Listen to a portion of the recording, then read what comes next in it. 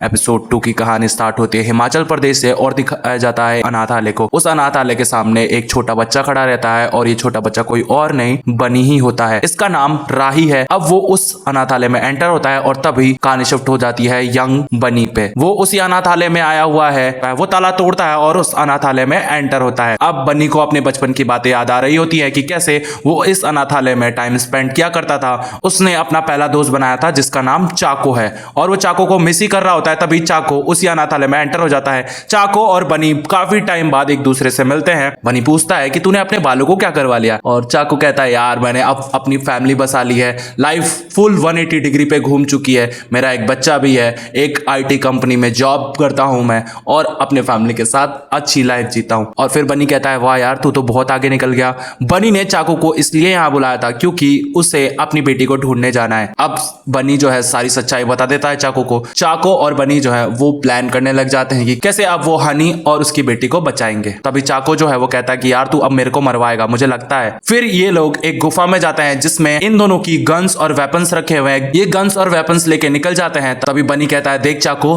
तू अब सीधा लूडो के पास जाएगा, तू मेरे साथ इस मिशन में नहीं रहेगा। और चाको बनी को साफ साफ मना कर देता है कि देख जाऊंगा तो अब तेरे साथ ही, पहले भी हम दोनों ने बहुत सारे मिशन पॉसिबल किए हैं, ये मिशन भी पॉसिबल कर लेंगे। तभी कहानी शिफ्ट होती है उसी रात जिस रात केडी ने विवेक को शूट किया था और ये सारी चीजें होते हुए देख रही थी नाडिया। नाडिया सबसे पहले तो अपनी मॉम की सिखाई हुई बातों पे चलती है। सबसे पहले वो विवेक के पास के गुंडे गिनती है और फिर वो अपने रूम में जाके अपनी खिड़कियों से देखती है कि उसके घर के सराउंडिंग में कितने लोग हैं। वो सारे बंदों को गिन के फटाफट से जाके छत पे छुप जाती है, वहां से भागने की प्लानिंग करने लग जाती है। इस बच्ची को इतना सब कुछ इसकी मॉम ने सिखाया था क्योंकि इसकी मॉम भी एक एजेंट है। और फिर नाडिया जो है छत से धीरे धीरे उतर जाती है और वहां से भाग जाती है। गुंडों को नाडिया नहीं मिलती है। फिर उसमें नकुल नाम का एक बंदा रहता है जो केडी को कहता है कि बॉस आप अपने बेस पे चले जाओ, मैं जरूर नाडिया को ढूंढ लूंगा। इसके बाद दिखाया जाता है हनी को जो एक कार चुराती है और अपनी बेटी के पास आने की कोशिश करती है। और फिर नाडिया जो है अपनी मॉम को लोकेशन बता देती है कि वो कहाँ पे छुपी हुई है। अब हनी जो है अपनी बेटी को ढूंढते ढूंढते आती है। इधर नाडिया हनी को मिल जाती है और ये लोग चले जाते हैं एक सेफ हाउस में। अब यहाँ पे कहानी शिफ्ट हो जाती है 1992 में, जहाँ पे बनी जो है वो जाता है गुरु के पास। अब बनी जो है गुरु को अपना फादर मानता है इसलिए वो उसको बाबा कहता है क्योंकि बचपन में अनाथालय में गुरु ने ही बनी को पाला था। और फिर बनी उससे पूछने लग जाता है कि आप मिशन तलवार के बारे में क्या जानते हैं, प्लीज मुझे भी बताइए ना। और फिर गुरु इंफॉर्मेशन देने लग जाता है मिशन तलवार के बारे में क्योंकि जो डिस्क उन्होंने डेविड के पास से चुराई है उस डिस्क में एक हाईटेक कंप्यूटर बनाने का इंफॉर्मेशन है जिससे वो दुनिया के हर पुलिस स्टेशन पे नजर रख सकते हैं, वो दुनिया के हर एजेंट्स पे नजर रख सकते हैं, वो दुनिया के हर सीबीआई को कंट्रोल कर सकते हैं, पॉलिटिशियंस को कंट्रोल कर सकते हैं, वोटिंग को इधर उधर कर सकते हैं और दुनिया जो है वो मुट्ठी में कर सकता है। जिस वजह से वो डिस्क जो थी गुरु ने अपने आदमियों से मंगवाई थी। और फिर गुरु जो है वो बनी को डांटते हुए कहता है देखो गलतियां कम करो क्योंकि तुमने एक गलती तो कर ही दी है उस लड़की को अपने ग्रुप में शामिल करके। यहाँ हनी जो है वो बेहोश पड़ी रहती है इसलिए गुरु कहता है देखो अब तुमने जितना बताना था बता दिया उसको, अब उसे कुछ नहीं बताना है और फटाफट से उसको उस मुसीबत से निकालो। अब यहाँ पे बनी जो है वो अपने बाबा से कहता है बाबा अपने मम्मी से कभी नहीं मिलवाया, प्लीज मिलवाओ ना। और तभी गुरु की वाइफ उसके घर में आ जाती है। बनी काफी ज्यादा खुश होता है अपने मॉम एंड डैड को देख के और वो गुरु के गले लग जाता है। इधर जूनी और शान जो थे वो पता लगा लेते हैं हनी के बारे में कि वो क्या काम करती है, जिससे पता चलता है हनी एक एक्टर है और वो छोटे मोटे पिक्चर्स में रोल करती है। तभी ये कहानी शिफ्ट हो जाती है हनी के बचपन में कि कैसे उसने अपना बचपन जो है वो गुजारा है। हनी की मॉम जो थी वो एक बहुत बड़े पैलेस में काम करती थी। अब उस पैलेस का जो लैंडलॉर्ड था वो हनी की मॉम के साथ बदसलूकी करता था, लेकिन उसकी मॉम पैसों के लिए ये सब कर लेती थी, जिस वजह से हनी को ये सब अच्छा नहीं लगता था। हनी जो है अब उस पैलेस में बहुत सारी जगह घूमती थी। उस पैलेस की गन्स अच्छी लगती थी जो राजा महाराजा के टाइम की थी। तब हनी जो है उस पैलेस से वो गन ले आती है और शूटिंग प्रैक्टिस करने लग जाती है। उस पैलेस का नौकर जो है वो हनी को शूटिंग करना सिखाता है और हॉर्स राइडिंग करना सिखाता है। अब होता यह है एक दिन उसी लैंडलॉर्ड का छोटा बेटा जो है वो हनी को एक बुक देता है पढ़ने के लिए। हनी काफी ज्यादा खुश थी और कहती है कि मैं ये किताब जो है वो तुम्हें शाम को ही लौटा दूंगी। वो बच्चा जो है हनी को कहता है तुम यहाँ से जल्दी निकल जाओ, अगर मेरे पापा ने देख लिया तो तुम्हें बहुत ज्यादा मारेंगे। और तभी वहां पे वो लैंडलॉर्ड आ जाता है जो हनी को एक थप्पड़ मारता है, जिससे कहानी सीधा शिफ्ट हो जाती है 1992 में, जहां पे हनी को होश आता है। हनी देखती है कि मेरे चेहरे पे काफी ज्यादा चोटें आई हैं और मुझे गोली लगी है। बनी फटाफट से आता है उसके पास और उसको संभालता है। जिधर ये कहानी फिर से शिफ्ट शिफ्ट हो जाती है यंग हनी पे, जहाँ पे उसके पास के बारे में दिखाया जाता है कि हनी की शादी उसी महल के एक बूढ़े आदमी से कर दी गई थी। अब ये जो आदमी था ये दिन भर सोता ही रहता था और हनी के साथ टाइम स्पेंड नहीं करता था। अब हनी जो है अपने पति के साथ खेलती रहती है क्योंकि उसका पति मुंह खोल के सोता है, इसलिए वो बार बार अपने पति के मुंह में अंगूर डाल रही होती है और तभी वो अंगूर जाके उसके पति के गर्दन में अटैक जाता है, जिससे उसका पति सीधा परलोक सिधार जाता है। यहाँ हनी जो है अब विधवा हो जाती है और वो अपने पैलेस को छोड़ के भाग जाती है। इधर उसको ये सारी बातें याद आ रही होती है, तभी बनी बार बार चिल्ला रहा होता है कि अरे होश में कहाँ खोई हुई है। और फिर हनी को पता चलता है कि उसका थोबड़ा जो है वो पूरा बिगड़ चुका है।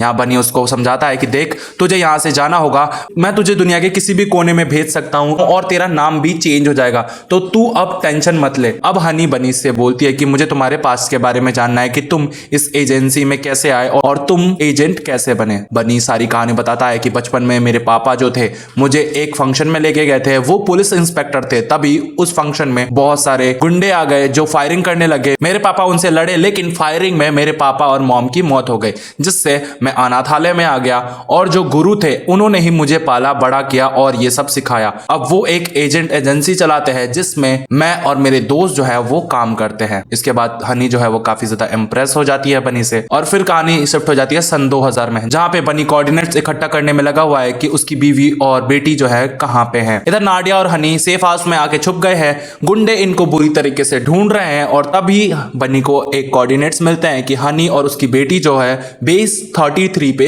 हो सकते हैं। अब चाको और बनी बेस 33 के लिए निकल जाते हैं।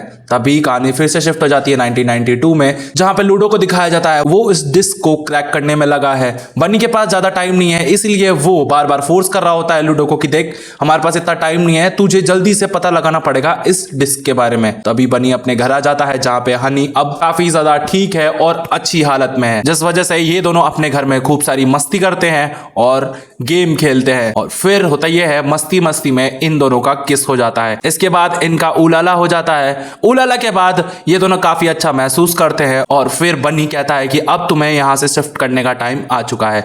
हनी कहती है देखो, अब मैं ये शहर छोड़ के नहीं जाऊंगी और मुझे भी एजेंट बनना है, अब तुम ही मुझे सिखाओगे और अगर तुम मुझे ये सब नहीं सिखाओगे तो मैं कहीं और से सीख लूंगी। और मैं बचपन से यही तो करना चाहती थी, मेरी बचपन में इतनी सारी चीजें हुई है मेरे साथ, लगता है कि वो सारी चीजें इसी दिन के लिए हुई थी कि मैं एक एजेंट बनूं और ऐसी लाइफ जीऊं। बनी समझ जाता है हनी की बातें और वो सीधा जाता है गुरु के पास रिक्वेस्ट करने की वो हनी को भी इस टीम में शामिल कर ले। अब गुरु जो है काफी ज्यादा गुस्से में है क्योंकि उसे नहीं चाहिए अपनी टीम में कोई भी विमेन। वो औरतों पे भरोसा नहीं करता है और उसे लगता है औरतें जो है वो कमजोर होती हैं, अगर दो हाथ पड़ गया तो हनी कुछ भी उगल देगी किसी के भी सामने, जिससे वो बनी को काफी ज्यादा डांटता है। तब बनी कहता है देखिए, अगर कोई भी गलती होगी, कोई भी चीज सीक्रेट लीक होगा तो उसकी जिम्मेदारी मेरी है। और फिर यहाँ ट्रेनिंग चालू हो जाती है हनी की। हनी फुल तैयारी में लगी रहती है और बॉक्सिंग प्रैक्टिस करती है। वो लूडो के पास जाके हाईटेक चीजें, हैकिंग करना, ताला तोड़ना, फोन में कैसे ट्रैकर लगाना है, ये सारी चीजें सीखना चालू कर देती है। अब बनी जो है काफी ज्यादा स्ट्रिक्टली ट्रेंड कर रहा होता है क्योंकि उसे एक भी गलती नहीं चाहिए हनी से। यहाँ अब दिखाया जाता है गुरु और उसके आदमियों को, जहां पे लूडो ने उस डिस्क को क्रैक कर लिया है और फिर वो दिखाता है डॉक्टर रघु राव नाम के एक आदमी को, जो एक साइंटिस्ट है नासा के और मिशन तलवार में उनकी बहुत ज्यादा जरूरत है। जिससे गुरु कहता है कि देखो, हमें डॉक्टर रघु के पास कैसे भी करके पहुंचना है। फिर दिखाया जाता है एक यूए टेक कंपनी को, जिसमें डॉक्टर रघु को रखा गया है। ये कंपनी जो है बाहर से कुछ और दिखती है लेकिन अंदर से कुछ और है। इस कंपनी में बहुत सारी हाईटेक चीजें हैं जहां से सारी चीजों को हैक करा जा सकता है। कंपनी में बहुत सारे सिक्योरिटी गार्ड्स हैं, आर्मी है। यहाँ पे प्लानिंग चलने लग जाती है गुरु की कि कैसे हम डॉक्टर रघु के पास पहुंच सकेंगे और फिर वो अपने बंदों को सारी चीजें और सारी इंफॉर्मेशन बता देता है। अब यहाँ हनी जो है वो भी ट्रेनिंग में काफी ज्यादा अच्छी होने लग गई थी, जिस वजह से हनी की ट्रेनिंग पूरी हो जाती है। हनी पहली बार मिलती है गुरु से। गुरु हनी को समझाता है कि देखो, हमारे काम में गलती की कोई गुंजाइश नहीं है। अगर तुम गलती करते हुए पकड़ी गई तो तुम्हें हम नहीं जानते हैं और हम तुम्हें पहचानने से इनकार कर देंगे और फिर तुम्हें पता है क्या करना होगा, खुद की जान लेनी होगी। जिस वजह से मैं तुम पे भरोसा कर रहा हूं और मुझे औरतों से सख्त नफरत है। और फिर यहाँ पे हनी कहती है कि देखिए, मैं आदमियों से 10 गुना ज्यादा मेहनत करूंगी। जिस वजह से गुरु कहता है कि वो तो तुम्हें करना ही पड़ेगा प्रूफ करने के लिए। कहानी फिर से शिफ्ट हो जाती है 2000 में, जहां पे दिखाया जाता है नकुल को।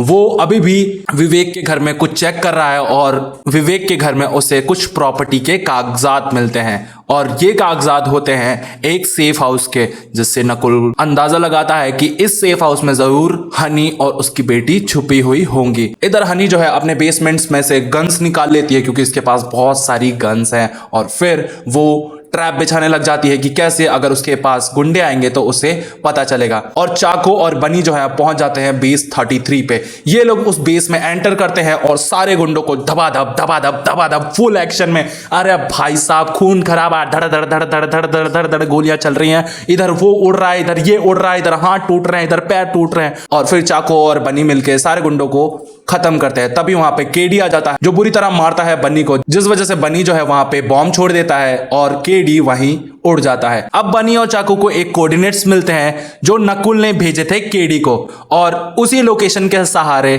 चाको और बनी निकल जाते हैं हनी के सेफ हाउस पे।